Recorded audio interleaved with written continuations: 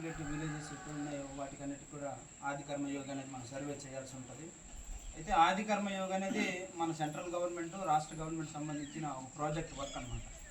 ఎవరైతే గిరిజనులు ఉన్నారో ఆ గిరిజనులకు సంబంధించి వాళ్ళ తలకు డెవలప్మెంట్ పూర్తిగా ఉన్నటువంటి త్రాగునీరు కానివ్వండి, రోడ్డు రవాణా సంబంధించింది కానివ్వండి, వాళ్ళకు ఉన్నటువంటి నివాస స్థలం అంటే స్లాబ్ ఇల్లు కానీ వాటి గవర్నమెంట్ నుంచి వచ్చేటటువంటి అన్ని రకాల పథకాలు అందరికీ అందాలనే ఆలోచనతో ఈ గవర్నమెంట్ తీసుకొచ్చింది.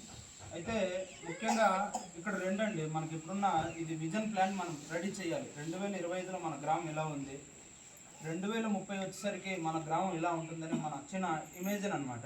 అర్థంగా ఒక కల్పన చేసుకొని మనం తయారు చేసుకోవాలి. దీంట్లో భాగంగానే ముఖ్యంగా ఇక్కడ రెండు మనం చర్చించుకోవాలి. ఒకటి మన గ్రామానికి మొత్తానికి కావాల్సినటువంటి సదుపాయాలు, అలాగే మన ఇండివిజువల్గా మన